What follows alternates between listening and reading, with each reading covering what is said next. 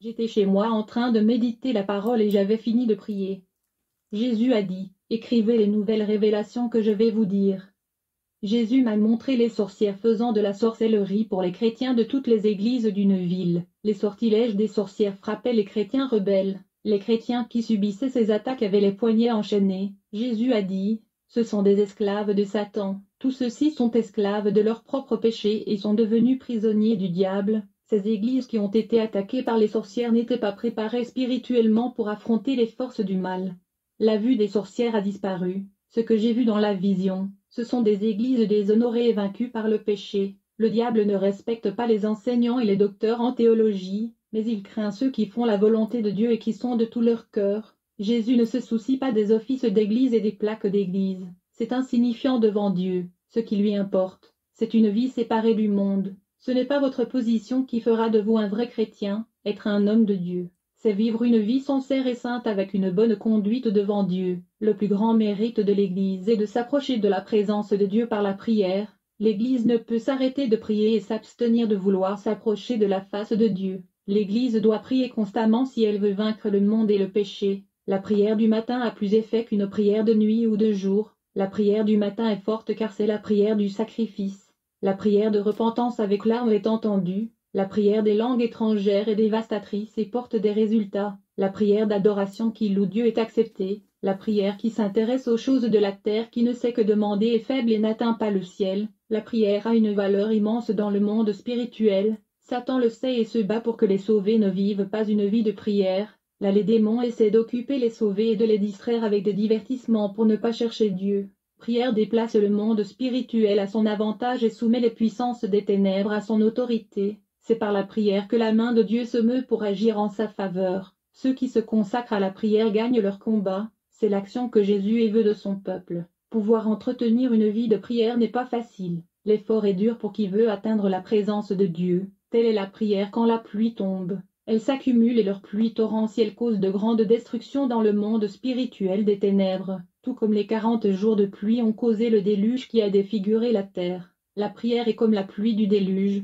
aussi simple soit-elle effet, et il est dévastateur et provoque des changements à la fois dans le monde physique et dans le monde spirituel. Les prières ont l'apparence de mots simples, mais lorsque ces petites gouttes de feu montent vers le ciel en formant une cascade de feu et descendent du ciel en inondant la terre, la persistance de la prière est une marque forte de ceux qui n'abandonnent pas. La prière quitte la terre et traverse l'univers et traverse le royaume des ténèbres qui est dans l'air. La pluie quand elle commence à tomber est juste une goutte qui ne fait de mal à personne. Quand elle augmente en tombant, elle commence à déborder et à éclater pour faire inonder les fleuves d'une ville entière. Ainsi sont les prières. Elles montent vers le ciel et quand elles s'accumulent dans les coupes d'or céleste, bientôt elles commencent à déborder, et quand elles tombent du ciel, les prières ressemblent à des gouttes d'eau.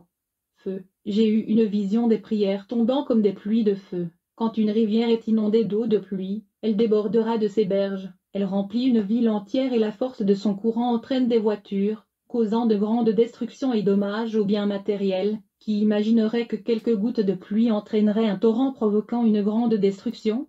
Et il y a des croyants qui se plaignent quand ils sont chargés de faire quelque chose pour Dieu. Le Saint-Esprit est du côté des sauvés, mais pas des murmures, dont ils s'écartent. Les épreuves existent pour être surmontées. Sans elles il n'y a pas de vainqueur. Les épreuves ne peuvent vaincre les vainqueurs. Elles sont retirées de la vie du croyant au bon moment. Sans elles, il n'y a pas de victoire. Les saints rachetés ont une arme donnée par Dieu pour gagner leur combat. Cette arme est la prière et à travers elle, les murs tombent et les barrières sont brisées. La prière supprime tous les obstacles. La prière est égale à l'eau qui adoucit n'importe quelle roche, quelle que soit sa dureté jusqu'à ce qu'elle fonde dans le sable. Nous sommes à la fin des temps. La foi de l'Église est mise à l'épreuve pour s'approcher de Dieu dans ces derniers jours. Les épreuves sont autorisées à réveiller les gens endormis. Ils ne supportent pas les afflictions ou ne résistent pas en ne priant pas. Ils sont en colère et ouvrent la bouche pour prononcer des paroles grommelantes. Les chrétiens de cette époque sont affaiblis par leur cœur matérialiste. Ils demandent des bénédictions et ils ne reçoivent pas. À cause de cela, ils disent qu'ils ne feront pas l'œuvre de Dieu à moins qu'ils ne reçoivent leur bénédiction.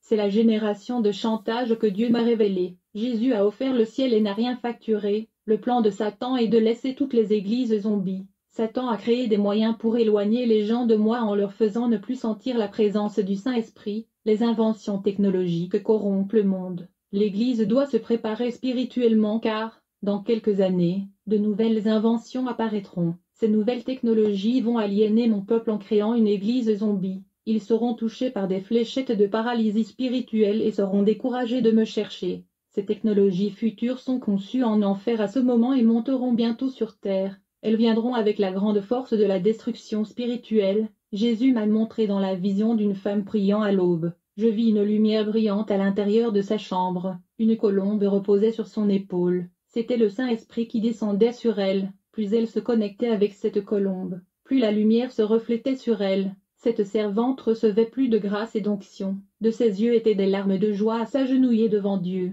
Le Saint-Esprit assume tous les espaces de la vie de cette personne, comme elle renonce à chaque partie du corps ou de l'âme. Ces parties sont consacrées à Dieu et il prend le rôle de sa vie. Jésus a dit, « C'est la relation que je veux avec mon Église. Ma relation spirituelle avec ma servante se renforce chaque jour. Plus vous avez d'intimité avec moi, plus vous serez intouchable du diable. Il s'éloigne de ce qui m'appartient.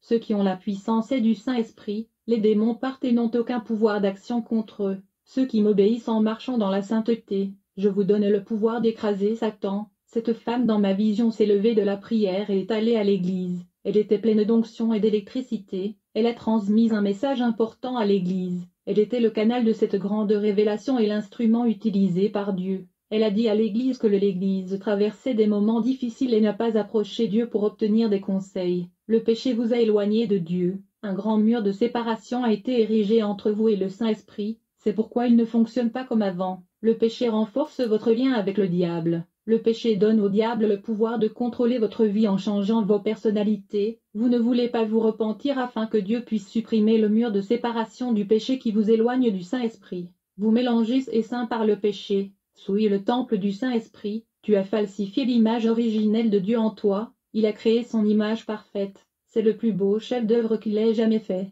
Cette beauté est naturelle et révèle la simplicité. La beauté superficielle ou artificielle créée par l'homme rejette le naturel et s'oppose à ce que Dieu a créé. Soyez naturel et regardez dans le miroir et voyez l'image de Dieu. La façon dont vous vous habillez révèle qui vous êtes vraiment. Un cœur plein de vanité se révélera dans la façon dont vous vous embellissez extérieurement. Tout cela conduit à l'orgueil, à l'ego, à l'exaltation et vous donne un sentiment de puissance. La fausse beauté est rusée et son apparence séduisante et diabolique. La séduction était dans le fruit du jardin d'Éden. Jésus était né dans une crèche et était simple et humble, renonçant à sa gloire et réduit à un serviteur. L'attribut de Jésus est la sainteté. Il veut une Église sainte, complète, vertueuse et claire.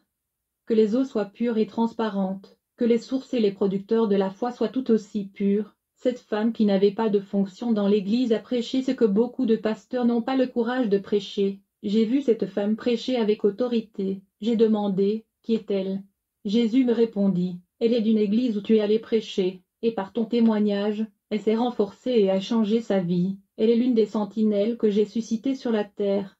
En entendant cela, j'étais heureux de voir le fruit de mon travail. Après cette vision, j'ai eu une autre vision de deux femmes chrétiennes qui se disputaient. L'une d'elles a dit un mot de destruction à une autre, ce qui l'a blessée et lui a fait un trou dans la poitrine. Cette sœur était triste et déprimée. Le Saint-Esprit a utilisé un serviteur pour parler à cette femme qui était blessée. Quand l'homme a parlé de sa bouche, des mots sont sortis sous forme de boules de feu. Ces boules sont entrées dans le cœur de la sœur et ont fermé le trou. Le ligament de le cœur s'était rompu, et la parole rassembla des cellules qui se desserraient, les fondant ensemble, guérit et répara la blessure. Ce même serviteur prêcha la parole à un homme au cœur dur. Quand il ouvrit la bouche vint une boule de feu qui entra dans le cœur de cet homme. Son cœur fondit comme de la glace. L'homme pleura et se donna à Dieu. Son cœur fondit comme la cire de bougie. Il était brisé. Jésus m'a permis de voir le cœur de cet homme. Le cœur de cet homme avait de petites racines noires. Tout était arraché du cœur. Un nettoyage se faisait à ce moment-là. L'homme se tourna vers Jésus, et un roi s'approcha de lui et lui mit une bague au doigt. Jésus dit, « C'est une bague de fiançailles. Cet homme est l'un des sentinelles qui va bientôt être levé. » L'homme qui prêchait et lançait des boules de feu de sa bouche était énormément utilisé à l'Église, laissant les théologiens confus. Les sages de l'Église avaient honte des paroles qui sortaient de la bouche de cet homme. Ces chrétiens étaient brillants dans la connaissance, mais spirituellement ils étaient loin de Dieu. Et cet homme qui n'avait pas de théologie prononçait des paroles cachées et pleines de mystères qui n'avaient jamais été révélés. Jésus a dit, « C'est l'un de mes veilleurs que j'ai déjà élevé. J'élève les petits pour qu'ils soient forts comme je l'ai fait avec David. Jésus a dit, les fonctions ecclésiastiques de la terre n'influencent rien dans le monde spirituel, l'onction des hommes pour prendre leurs fonctions dans l'Église augmente l'ego de nombreux chrétiens, mon onction est plus importante.